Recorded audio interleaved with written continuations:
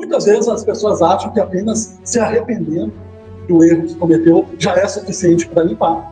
E a gente sabe que não é bem assim. E a gente pode usar um exemplo bem simples de por que não é bem assim. Imaginamos que eu vá até o banco e eu pegue 50 mil reais do banco. E aí eu acabo gastando com as coisas mais inconvenientes. Não gasto com coisas outras. Jogo fora esses 50 mil reais. E aí me bate o arrependimento.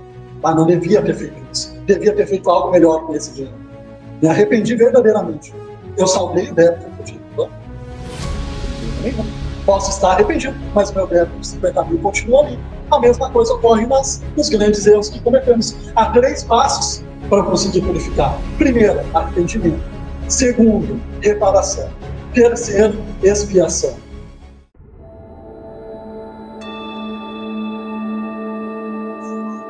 Sejam todos, mais uma vez, muito bem-vindos.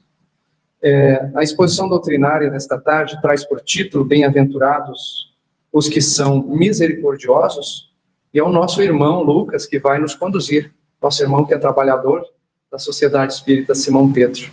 Uma boa atividade a todos. Boa noite a todos. Hoje nós vamos tratar sobre um dos assuntos mais fundamentais da doutrina. E é justamente o maior calcanhar de Aquiles que a gente está vivendo hoje como sociedade, que é justamente a falta do perdão. Bem-aventurados os que são misericordiosos, né? Esse capítulo aqui é essencial para a gente compreender o que é o Evangelho de Jesus. Logo no início do capítulo, os nossos amigos espirituais, eles nos dão uma das mais fundamentais informações que a gente precisa saber na nossa estadia aqui na Terra. O que ele nos fala? Eles falam que a nossa felicidade ou a nossa infelicidade aqui na Terra, na dimensão espiritual e nas próximas reencarnações, ela está diretamente ligada ao quanto eu pratico o Evangelho. Quanto mais eu pratico o Evangelho de maneira interior e na prática, mais feliz eu serei. E quanto mais eu me afasto do Evangelho, mais infeliz eu serei. Então, nos dá esse parâmetro essencial para a gente entender por que é infeliz, ou por que a gente é feliz, e como construir a felicidade. E logo também no início do capítulo, ele nos dá um parâmetro mais profundo. Ele nos fala algo que todos nós sabemos aqui, que fala justamente sobre a lei de causa e efeito, onde eu fazendo o bem, eu estou plantando o bem que eu irei colher. O bem que eu faço, irei colher o bem. O mal que eu realizo, irei colher as consequências do mal dele. Mas eles dão uma outra proposta, dizendo que o bem que eu deixo de fazer, também eu colho como mal. Então, o bem que eu faço, colho o bem. O mal que eu faço, colho o mal. E o bem que eu deixo de fazer, colho o mal. A gente sofre pelo mal que a gente faz e a gente sofre pelo bem que a gente deixou de fazer. Então, quando Deus coloca oportunidades na nossa caminhada de fazer o bem e a gente, por livre e espontânea vontade, não queremos, não realizamos esse bem, estamos consumindo um caminho de infelicidade. Fundamental esse ponto. Tanto que, num outro ponto do Evangelho segundo o Espiritismo, tem um item chamado virtude negativa e virtude positiva, do espírito do apóstolo Paulo, onde ele vem nos falar justamente sobre isso, dizendo que há 2 tipos de virtudes. O primeiro tipo é a virtude negativa. O que seria a virtude negativa? É quando eu deixo de fazer o mal para o outro. Quando eu não bato no outro, quando eu não agrido o outro, quando eu não ofendo o outro, é uma virtude, só que negativa. Por que negativa? Porque eu não estou fazendo bem, eu só estou deixando de fazer o mal para o próximo. E o que seria a virtude positiva? A virtude positiva é eu ir lá e fazer o bem para o meu próximo. E é interessante que no final desse item, o apóstolo Paulo deixa claro assim, a gente não pode mais se satisfazer só na virtude negativa. Não basta apenas não ser mal. A gente já tem a obrigação e o conhecimento necessário de sermos pessoas boas. E a gente consegue fazer esse comparativo até usando o ensinamento de Moisés e o ensinamento de Jesus. Ensinamentos de Moisés, na sua maioria, e a de Jesus, é justamente a virtude negativa e a virtude positiva. Porque quando chegou Moisés com os 10 mandamentos, se a gente observar os 10 mandamentos, a grande maioria é virtudes negativas. Não rouba, não mata, não cobiça as posses do outro, não cobiça o cônjuge dos outros, é não fazer. Extremamente necessário para aquela época. Os 10 mandamentos eles serviram justamente como um freio, para dar um direcionamento inicial do que Deus quer de nós. Então Moisés veio e nos trouxe essa virtude negativa. Como que a gente minimamente tem que agir para ficar mais próximo de Deus? Passados 1.800 anos, dos 8 séculos, chegou Jesus. E Jesus chegou já pensando no negócio. Vocês tiveram 18 séculos para entender a virtude negativa. Agora vamos além. Vamos para a virtude positiva. Tanto que o Cristo nos fala, aquele que odeia o seu próximo é como se fosse um assassino. Então Jesus já parte do princípio. A pessoa não pode apenas não matar o outro. Se ela, dentro de si, ainda odeia o seu próximo, é como se fosse ainda um assassino. Então não basta eu apenas não prejudicar a família do outro. Se eu não ajudar a família do outro, eu ainda estou em erro, eu ainda estou em dificuldade. Então Jesus nos dá essa profundidade. Não basta eu apenas não fazer o mal ao próximo. Eu tenho que, tanto de maneira interior como de maneira exterior, fazer o bem, ser uma pessoa boa, não apenas de aparência, né? Então, há nos dado esses comparativos aí. Isso vale bastante a pena para a gente fazer um comparativo com o nosso mundo atual. Lá no capítulo 3 do Evangelho segundo o Espiritismo, tem várias moradas na casa do meu pai, onde o Kardec, o codificador, nos traz uns parâmetros, dizendo que a categoria espírita há 5 níveis de mundo, onde o planeta Terra vai passar por cada um deles. Mundos primitivos, mundos de prova e expiação, de regeneração, de pós e mundos evoluídos. O planeta Terra ainda está na segunda escala, mundo de prova e expiação. E qual é a principal característica que nos coloca sobre o mundo de provas e expiações, que é o atual? Predominância do mal. O mal predomina na Terra. É a característica do mundo de provas e expiações. E aí a gente observa o nosso mundo atual. Observamos o número de pessoas que são realmente más, cruéis, é um número muito pequeno. Muito pequeno o número de pessoas que são realmente más. Mas a gente observa também o número de pessoas que realmente são boas, que dedicam a sua existência para o bem, também é pequena. O que é a grande maioria das pessoas? É aquelas pessoas que não fazem o mal para o outro, mas também não fazem o bem. São aquelas pessoas que estão preocupadas em viver a sua vida, em cuidar de si, em cuidar da sua família, e os outros deixa para lá. Então não faz nem o bem e nem o mal.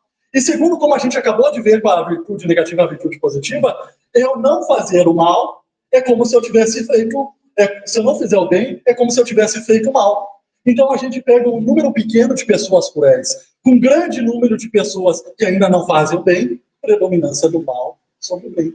Essa é a definição do mundo de provas e expiações. O que é o mundo de regeneração? Que o planeta Terra está no caminho de entrar no mundo de regeneração. A principal característica começa o equilíbrio das forças. Não há mais a predominância do mal sobre o bem, há o equilíbrio. Só que aqui tem um ponto interessante. As pessoas que é considerado mal não são mais essas pessoas cruéis como a gente vê hoje. Essas pessoas que destroem tudo, causam grandes sofrimentos, se elas não se modificarem a tempo, elas serão retiradas, porque o planeta Terra tem que evoluir. Agora, se eu vou acompanhar essa evolução ou não, uma escolha nossa. Aquelas pessoas que não escolherem progredir junto com o planeta serão retiradas. Então, no mundo de regeneração, há o equilíbrio entre pessoas boas e pessoas ainda que não fazem nem o mal, nem o bem. Então, a gente observa que há uma grande evolução do mundo de regeneração em relação ao mundo que a gente tem hoje. Já se comparando com mundos ditosos, inverte totalmente a questão, o próximo nível, o mundo ditoso, onde há a predominância do bem em relação ao mal. Se inverte a situação que temos hoje. E essas pessoas que são consideradas más são ainda aquelas pessoas que ainda estão despertando. Então é um mundo extremamente mais evoluído que o nosso. Por que é importante a gente ter noção sobre qual é a característica do mundo de prova e expiação, do mundo de regeneração, para o mundo ditoso? Para a gente justamente não criar falsas ilusões sobre o nosso planeta. Não criar falsas ilusões sobre as pessoas com quem a gente vai conviver. Porque muitas vezes o indivíduo está no planeta Terra, está no mundo de prova e expiação e acha que vai ter uma família de mundo ditoso. Acha que vai ter um casamento de mundo ditoso. Acha que vai ter um colega de trabalho do mundo ditoso. E aí muitas vezes a pessoa passa por aquela situação onde o marido ou a esposa comete um grande erro. E a pessoa fica assim, como que o meu marido pode fazer isso? E passa o resto da encarnação cheio de ódio, cheio de desejo de vingança. Ou então não é o marido, o filho da pessoa comete um grande erro. Como que meu filho pode fazer isso? E a pessoa passa o resto da existência cheio de culpa, cheio de rancor. A gente tem que cair na real. Que tipo de espíritos que estão ao nosso redor? Que tipo de espíritos nós somos? Espíritos de provas e expiações. Quais são os espíritos de prova e expiação? São espíritos que já estão despertando para o bem, já querem alcançar a Deus, chegar próximo de Deus, mas são espíritos com muitos conflitos ainda, com muitos dramas a superar. Então, da mesma forma que nós estamos muito longe da perfeição, os espíritos que estão ao nosso redor, como familiares, como colegas, como sociedade, também estão muito longe. Então, a gente tem que ter essa noção para começar a desenvolver a prática do perdão, ver a real situação do planeta Terra. Tanto que tem uma questão bastante interessante, que é a 879 do Livro dos Espíritos, onde o codificador nos fala assim, nos pergunta para os mentores espirituais assim: se existisse uma pessoa que praticasse a justiça no seu mais alto nível, quais seriam as características dessa pessoa? Se existisse alguém na Terra que praticasse a justiça mais pura possível, qual seria o caráter dessa pessoa? Quais seriam as características dela? E a resposta dos amigos espirituais: olha, Jesus. Porque Jesus praticou a justiça e amor e caridade ao mesmo tempo. Essa resposta aqui é extraordinária e fundamental na nossa vida. Porque aqui os amigos espirituais colocam um parâmetro. O parâmetro é a gente praticar no nosso dia a dia, nas nossas relações, a justiça, o amor e a caridade ao mesmo tempo. E aí observamos nós. Se eu sou aquela pessoa ainda de coração duro, errou comigo, ela vai ver, eu vou dar o mesmo troco. Eu estou praticando a justiça, amor e caridade, ou eu estou me afastando? Estou me afastando. Então, como a gente viu lá logo no início, a nossa felicidade é baseada no quanto eu pratico o evangelho e a nossa infelicidade, o quanto eu me afasto do evangelho. Quando eu sou aquela pessoa de coração duro, que eu revido o mal que eu recebo, estou me afastando do evangelho. Então, estou me autopromovendo ao sofrimento. Ou então, eu sou aquela pessoa que eu não revido o mal que eu recebo, mas eu fico me remoendo, fico com ódio. A pessoa tem que sofrer, ela tem que passar por aquilo que eu acabei passando. Eu estou me aproximando da justiça, amor e caridade que Jesus nos trouxe, ou eu estou me afastando? Estou me afastando. Então eu tenho que ter ciência que eu estou me auto-colocando em sofrimento, estou me auto-prejudicando. Então, quando a gente começa a fazer esse comparativo de como que a gente está lidando com as situações que ocorrem na nossa vida e aquilo que Jesus nos fala, a gente começa a ter ciência muito bem clara sobre como é que vai ser o nosso futuro. O quanto que eu estou me aproximando do Evangelho ou o quanto eu estou me afastando. E isso que vai definir o quão equilibrado ou desequilibrados estaremos daqui para frente, no nosso resto de caminhada aqui na Terra, para a dimensão espiritual e para as próximas reencarnações, né? É bastante interessante, os nossos amigos sempre estão nos dando essa dica para a gente compreender as leis espirituais. Porque no momento que a gente compreende as leis espirituais, a gente começa a quebrar no nosso coração aqueles muros, aquelas teimosias que muitas vezes a gente tem de continuar revidando mal, continuar com ódio, continuar com preconceitos. Então, o estudo é fundamental. E tem um ponto no livro Céu e Inferno, uma das obras básicas do Espiritismo, que se chama Código Penal da Vida Futura. E da mesma forma que no nosso mundo material, nos países, tem a Constituição Federal, que tem as leis, no mundo espiritual, obviamente, também tem a sua Constituição Federal. E os nossos amigos espirituais nos trazem no Código Penal da Vida Futura o que é essa Constituição. E ele nos fala um ponto interessante. Como é que se purifica um grande erro cometido no passado? Por que é fundamental a gente saber disso? Porque muitas vezes, quando a gente tem uma visão muito material sobre a vida, a gente vê pessoas cometendo os maiores absurdos, cometendo as injustiças em mais alto grau. E aí a gente pensa, mas essa pessoa não vai pagar? Será que Deus não está vendo ela fazer isso? A gente muitas vezes fica com esse coração assim, querendo justiça. E aí vem os nossos amigos espirituais nos informando que todo indivíduo que comete um grande erro, ele tem que passar por 3 etapas até purificar o erro que ele cometeu. Todo indivíduo que comete um grande erro. Muitas vezes as pessoas acham que apenas se arrependendo do erro que cometeu já é suficiente para limpar. E a gente sabe que não é bem assim. E a gente pode usar um exemplo bem simples de por que não é bem assim. Imaginamos que eu vá até o banco e eu pegue 50 mil reais do banco. E aí eu acabo gastando com as coisas mais inconvenientes. Não gasto com coisas úteis. Jogo fora esses 50 mil reais. E aí me bate o arrependimento. Não devia ter feito isso. Devia ter feito algo melhor com esse dinheiro. Me arrependi verdadeiramente. Eu saldei o débito que eu tinha com o banco? De maneira nenhuma. Posso estar arrependido, mas meu débito de 50 mil continua ali. A mesma coisa ocorre nos grandes erros que cometemos. Há 3 passos para conseguir purificar. Primeiro, arrependimento. Segundo, reparação. Terceiro, expiação. Primeiro passo para a gente livrar o grande erro que cometemos lá atrás é o arrependimento. que se chama metanoia, que é mudança de mente. Muitas vezes a gente acaba confundindo culpa com arrependimento. São duas coisas bastante diferentes. Ambas são bastante úteis. Mas o mais importante é o arrependimento. O que é a culpa? Culpa é quando a nossa consciência bate. Ó, tu cometeu um grande erro. Tu devia ter agido diferente. Tu devia ter agido no bem. É quando a nossa consciência toca na gente. Mas qual é que é o problema da culpa? É que muitas vezes o indivíduo só fica naquele ciclo. Ó, tu errou. Tu é um lixo. Tu é ruim. Ó, tu merece tudo de ruim. E a pessoa fica nesse ciclo. O que não é nem um pouco útil. Então a culpa é necessária só no início. O importante é o arrependimento. O que é o arrependimento? É o indivíduo saber, eu errei, e a partir de agora tem que ser diferente. A consciência do indivíduo toca nele, que ele devia ter agido melhor. Mas ao invés de ficar só naquela autoculpa, o indivíduo segue em frente, a partir de agora vai ser diferente. Então o arrependimento, ele é o primeiro passo, mas ele é extremamente importante. Porque a gente observa no mundo atual, uma grande parte da população cometendo vários erros, várias injustiças, e ainda não criou um pingo de arrependimento. Então esse é o primeiro passo. Segundo passo, para eu reparar, para eu limpar um grande débito lá atrás, é justamente a reparação.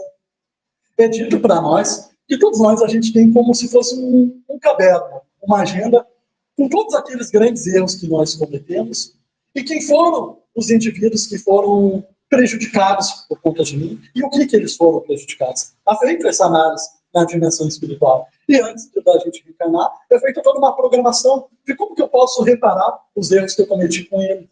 Então é feita toda essa estrutura. Tem uma história bastante interessante no livro A Vida Continua, psicografia do Chico pelo André Luiz, faz parte daquela série de livros de Nosso Lar, Mensageiros, Missionários da Luz, onde conta uma história bastante extrema e muito comum de dois rapazes, onde eram dois amigos, só que um amigo tinha muita inveja da riqueza do outro. E aí ele foi lá e assassinou esse rapaz e tomou posses do que ele tinha, né? Passado algum tempo, para a gente resumir, quando ambos estavam na dimensão espiritual, esse rapaz que acabou assassinando o outro caiu em si, viu que cometeu uma grande injustiça, começou o processo de arrependimento e pediu para reparar. E aí, como é que foi feito o processo de reparação? Numa encarnação, tu matou, tu tirou a vida do teu amigo e tu tirou as posses deles. Como é que tu vai reparar agora? Fazendo o processo inverso. Agora tu vai dar a vida para esse amigo e tu vai dar as tuas posses para eles. E aí como é que foi feito o planejamento? Esse rapaz que assassinou o outro virou pai desse menino. E nessa nova encarnação é dito que ele virou um bom pai. Ele era um bom pai para o rapaz, virou uma boa pessoa e ele tinha como característica um tino para negócios. Ele logo cedo conseguiu construir um grande império de empresas e ficou muito rico logo cedo. E com 30 anos desencarnou. E aí esse rapaz, André Luiz fazendo as suas observações, no mundo espiritual estava extremamente perturbado. Que na cabeça dele ele pensou, eu fui um bom pai, eu fui um bom homem, eu ajudava a sociedade em geral, por que eu tive que desencarnar com 30 anos tão jovem? E aí os amigos espirituais foram até ele e perguntaram, tu realmente quer saber por que desencarnou tão jovem? Ele sim, e aí foi contar a história, que esse, o filho dele, ele tinha assassinado e tinha tirado as posses. Então, nessa nova reencarnação, ele ia dar a vida para esse rapaz e ia dar todas as suas posses. Ele não ia ter direito de usufruir aquilo que ele construiu. Olha como a pedagogia espiritual ela é incrível. A gente está contando essa história, que é bastante extrema, que envolve assassinatos, mas não tenhamos dúvida nenhuma. Todos nós, a gente tem conexões muito parecidas. Não é à toa que a nossa família é a nossa família. Não é à toa que muitas vezes aparentemente não há explicações, vamos colocar entre aspas, que um filho desde o início já não gosta do pai, de irmãos desde o início não se dão bem. É a oportunidade que Deus nos dá para a gente transformar laços de ódio em laços de amor. Então, o segundo ponto para a gente limpar aqueles grandes débitos, reparação. Terceiro passo, expiação. Eu tenho que expiar a dor que eu fiz outro comigo. E aí uma pessoa pode perguntar, bom, eu já me arrependi, eu já reparei, por que eu tenho que expiar ainda? E aí, qual é a informação que os amigos espirituais nos dão? A expiação ele é fundamental para dar maturidade para o espírito. É se colocando de um lado e se colocando do outro lado que o indivíduo começa a saber muito bem o que é o bem e o que é o mal. O que é o certo e o que é o errado. Porque uma coisa é eu ir lá e agredir uma pessoa. Outra coisa é uma pessoa vir me bater. Quando alguém me bate, que eu consigo aí finalmente perceber o quão ruim é a violência. Uma coisa é eu trair, outra coisa é eu ser traído. E aí eu percebo o quão ruim é a traição. É quando a gente está no lado justo e no lado injusto que a gente consegue perceber muito bem o que de fato é justiça. Então, espiando, estando nos dois lados, o espírito fica amadurecido e ele começa a andar com as próprias pernas. Ele já carrega dentro de si a intuição de como que tem que lidar com as situações, como que tem que lidar com a vida. E a gente consegue perceber isso de maneira muito clara com jovens, com crianças, com jovens adultos. Muitas vezes um jovem ele é colocado num meio muito difícil, onde ele tem más influências, inclusive no núcleo principal da família. Os pais são ruins, os irmãos são ruins, tudo leva ele a influenciar para o mal. E ele segue o caminho reto. Porque é um espírito já amadurecido, ele carrega consigo toda essa bagagem espiritual. Ele já teve de um lado, ele já teve do outro. E ele carrega como intuição que, se ele acabar indo para o lado do mal, ele vai sofrer más consequências. Já ao mesmo tempo, a gente observa em jovens, em crianças, como muitas vezes basta aparecer uma tentação para fazer o mal, e ele vai lá e faz o mal. Basta vir uma pequena oportunidade do indivíduo cometer o mal, e ele vai lá e comete. Por que isso acontece? É um espírito menos maduro, ainda não tem as experiências necessárias, e ainda precisa caminhar ainda na espiritualidade, na sua caminhada espiritual. Então a expiação é necessária. Então esses 3 passos fazem a gente depurar aqueles grandes erros. Arrependimento, reparação e expiação. E quando a gente fala de perdão, de misericórdia, um ponto assim que muitas vezes a pessoa fala é achar que eu perdoar o outro, perdoar quem fez o mal para mim, perdoar para quem fez o mal para alguma pessoa que eu amo, é ser submisso ao agressor. Eu perdoar o outro é eu ser submisso, subserviente ao agressor. E de maneira nenhuma. O perdão ele é essencialmente para quem perdoa.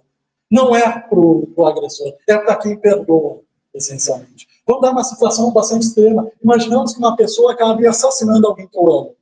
E eu resolvo perdoar essa pessoa. Essa pessoa ainda vai ter que cumprir com a lei divina. Ele ainda vai ter que pagar com o erro, vai ter que passar por essas 3 etapas. Independente se eu perdoar ele ou não perdoar, ele vai ter que passar, porque ele quebrou uma lei divina. Agora, no momento que eu perdoo o próximo, eu estou melhorando, porque eu estou limpando no meu coração ódio, desejo de vingança, que vão me levar a sofrimento. Então, o perdão ele é essencialmente para quem perdoa. É por isso que a prática da misericórdia é tão falada no mundo espiritual. Porque a nossa pacificação diante das dores, dos sofrimentos que a gente vai, está justamente no perdão. E a gente limpar no nosso coração esses desejos, esses sentimentos negativos que nos levam ao sofrimento. Porque o que o outro terá que cumprir está no caminho de Deus. Então é por isso que Jesus, os amigos espirituais, sempre nos falam: perdoa e confia em Deus, que há um Pai maior olhando por cada um de nós.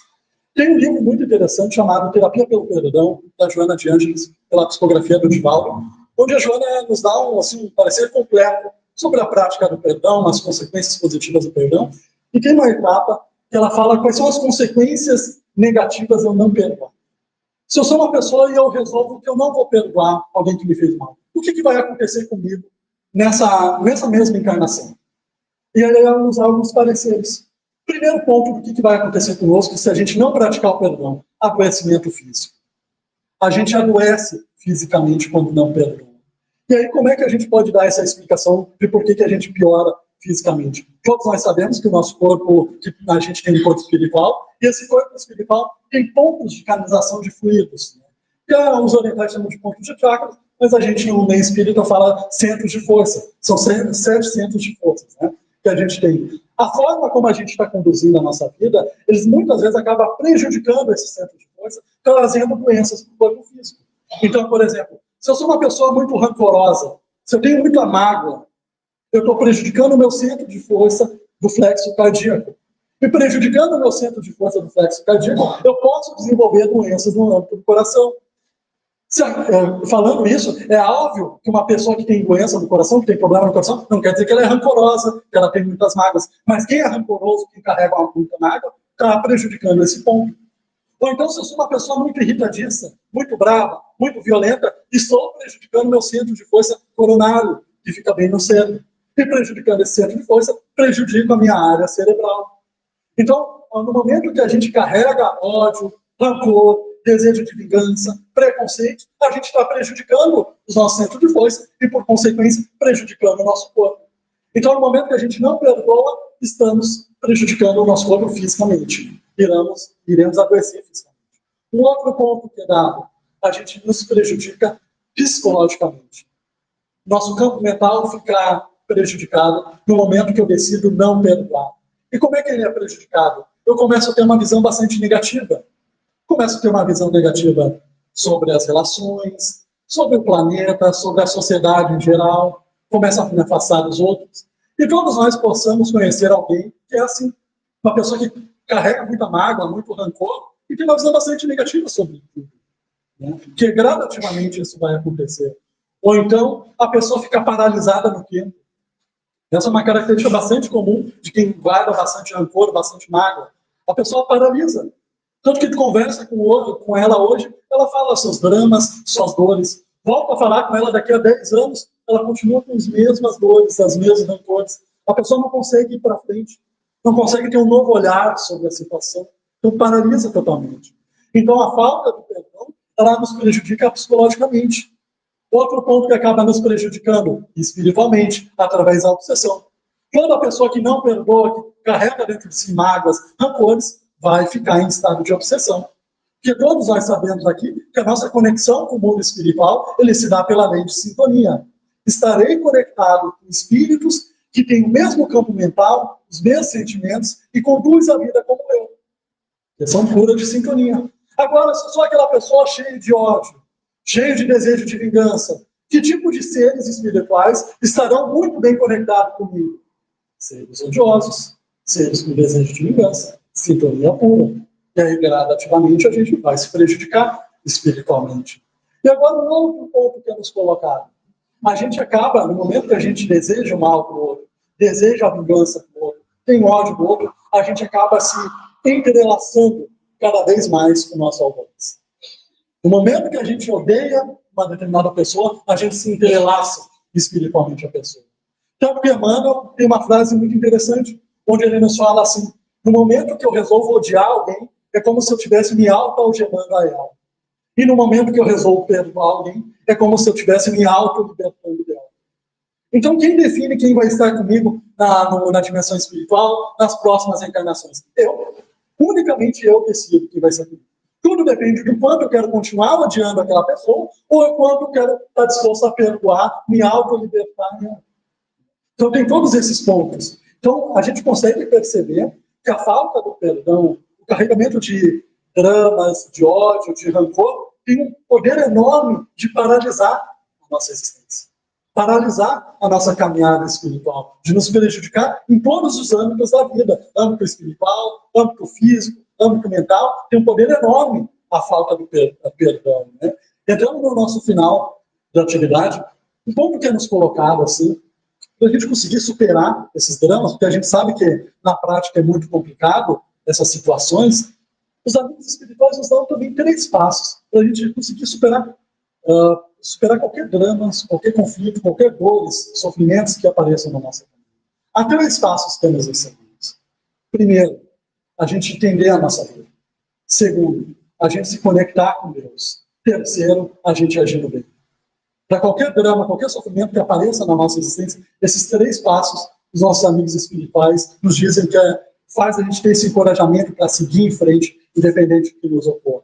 E a gente consegue ver esses 3 ensinamentos numa simples frase do Evangelho. Que está lá no Evangelho de João, onde Jesus nos fala: no mundo tereis aflições, mas tem de bom ânimo, eu venci o mundo. Nessa frase, Jesus está nos dando esses 3 passos aí. E a gente pode fazer um recorte de cada um. Primeira parte da frase: no mundo tereis aflições. Aqui é Jesus nos dando a verdade nua e crua. Na condição do planeta vai ter sofrimento, vai ter conflitos, vai ter desafios. E aí vem o mundo espiritual, vem a codificação do espiritismo, vem explicar o porquê que a gente tem sofrimento aqui na nossa Terra. Por que a gente sofre?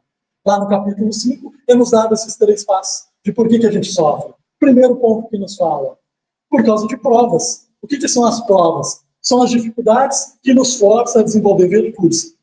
Não tem nada a ver com o nosso passado ou coisas que a gente tenha feito. São ainda situações, virtudes que a gente não desenvolveu. E essas provas nos forçam a desenvolver virtudes. Podemos dar um exemplo bem rápido. Se acaso eu sou uma pessoa que eu ainda não desenvolvi a paciência, como é que eu vou desenvolver a paciência? É num ambiente onde todo mundo concorda comigo, com todo mundo gostando de ti, com todo mundo gostando de mim, todo mundo pensando igual a eu? Ou é num ambiente onde há pessoas que pensam de maneira diferente, que vivem uma vida diferente, que muitas vezes não querem o meu bem? É justamente nesse ambiente conturbado. É nesse ambiente difícil que vai nos forçar a gente começar a desenvolver a paciência. Então, da mesma forma que a gente deu o exemplo da paciência, vale com os outros exemplos. Então, as provas são aquelas dores, aquelas dificuldades que aparecem na nossa vida para a gente desenvolver virtudes. Um outro causa de sofrimento, causas anteriores, que tem a ver com o passado. Como nós sabemos, na nossa caminhada de reencarnação, a gente faz coisas positivas e a gente faz coisas negativas. E a gente traz a bagagem de tudo isso. Então, muitas vezes a gente comete equívocos, e aí nessa nova encarnação, a gente tem oportunidades de reparar aqueles erros que a gente cometeu. E a terceira causa de sofrimento, causas atuais das aflições.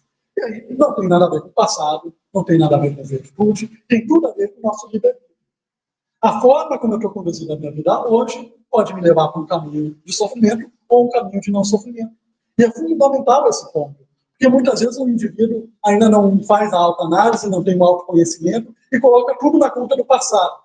Se o casamento acabou, a culpa deve ser do passado lá que eu fiz alguma coisa. E muitas vezes se o indivíduo fizesse essa autoanálise, tivesse um pouquinho mais de bom senso, um pouquinho mais de misericórdia, de amor ao próximo, não teria acabado.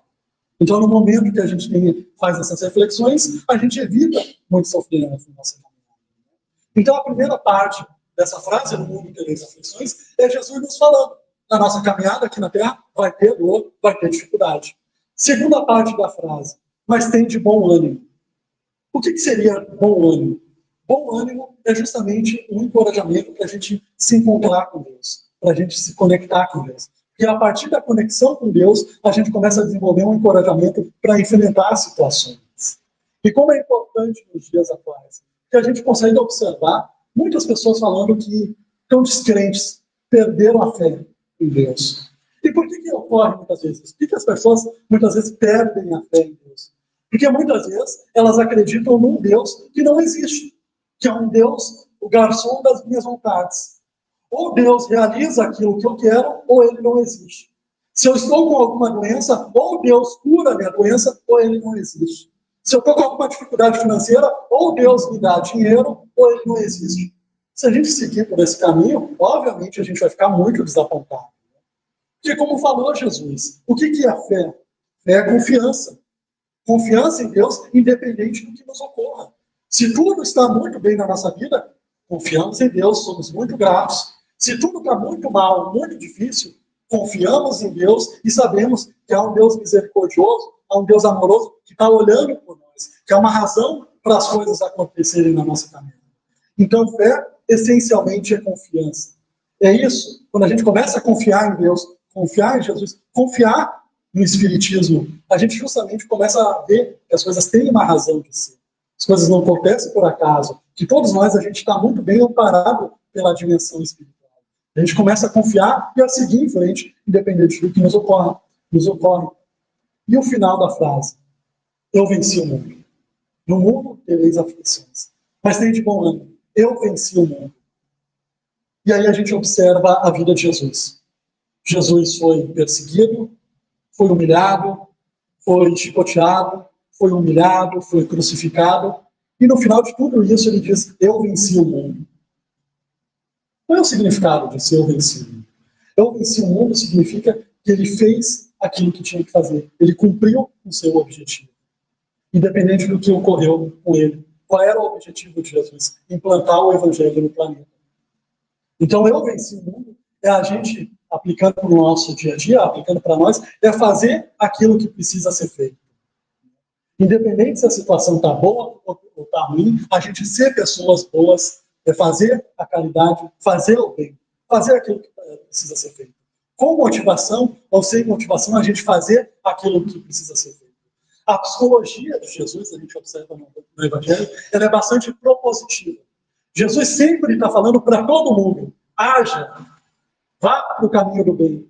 Começa a agir. Não fica parado esperando acontecer alguma coisa. Independente do que esteja ocorrendo contigo, conosco, haja em direção ao bem. A psicologia de Jesus é bastante propositiva. E a gente vê isso em vários capítulos do Evangelho. Tem uma passagem de Jesus, onde ele está passando por Betesda, em Jerusalém, e tem um jovem rapaz bastante enfermo que começa a gritar: Jesus me cura, Jesus me cura. Quando Jesus passou pelo esse rapaz, Jesus perguntou: tu quer ser curado? Ele disse sim. Então, toma teu leito, levanta e anda. O que é o levantar e andar? É começar a seguir o Evangelho. Não fica parado chamando por Jesus. Começa a ir em direção a Ele. A gente observa isso no próprio Evangelho segundo o Espiritismo. Capítulo 8, quando fala sobre escândalos.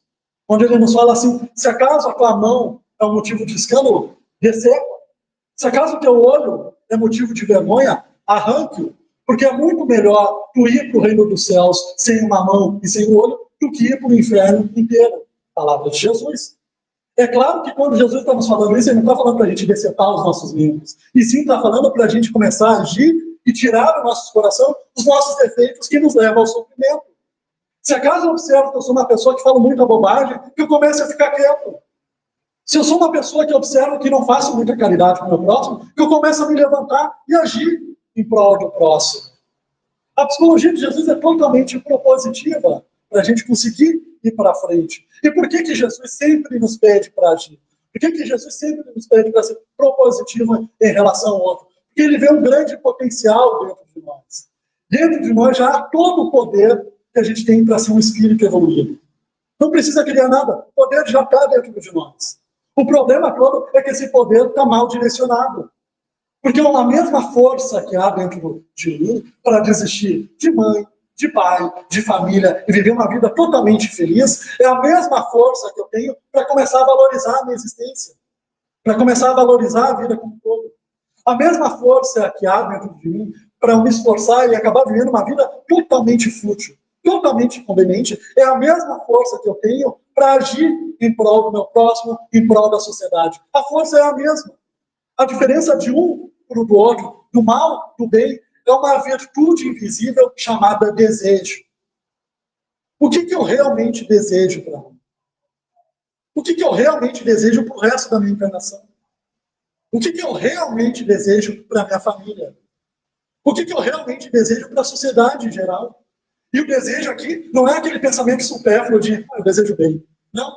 É aquela força que nos faz andar para o lado do mal ou para o lado do bem. Então a gente tem que fazer essa análise. O que a gente deseja? Como que a gente quer que seja a nossa caminhada até o final da nossa existência aqui na Terra? Então, quando a gente observa esses ensinamentos de Jesus, a gente consegue compreender bem o porquê que o mundo atualmente ainda é tão contrário ao Evangelho. Porque muitas vezes a pessoa ainda tem aquele pensamento da lei do menor esforço. Eu sei que eu tenho que melhorar. Eu sei que eu tenho que ser uma pessoa melhor. Mas eu quero que Deus faça a minha reforma íntima. Eu quero que a casa espírita faça a minha reforma íntima. Eu quero que a minha família, a minha estrutura familiar, faça a minha reforma íntima. E a gente sabe que não é assim, não vai ocorrer. Então a gente consegue observar que na prática o perdão, a misericórdia, ela é bastante difícil. Ela é muito difícil, mas é simples. Muito difícil, mas simples. Simples porque todos nós, a gente só tem dois caminhos na nossa frente. Ou a gente continua com os nossos mesmos defeitos e continuamos com as nossas mesmas dores e sofrimentos, ou a gente, pouco a pouco, começa a se melhorar, começa a se equilibrar, e a nossa caminhada espiritual começa a ser mais equilibrada, começa a ser mais harmônica. Então, pouco a pouco, a gente estando aqui, a gente estudando o Evangelho, a gente criando hábitos que vai nos conectar a Deus, a gente vai se harmonizando, se equilibrando e tomando melhores atitudes, e a nossa caminhada vai sendo cada vez mais feliz. Então, vale muito a pena, no nosso final de atividade aqui, ler e reler esse capítulo Bem-aventurados e Misericordiosos. Porque os amigos espirituais nos dão uma calma, nos dão uma tranquilidade, justamente explicando que há todo um amparato espiritual ao nosso lado, que há todo um apoio. Todos nós temos uma grande família espiritual que está nos ajudando, quer nos ajudar, está movendo as situações para que a gente consiga vencer as dificuldades, né? Muito obrigado pela presença de todos.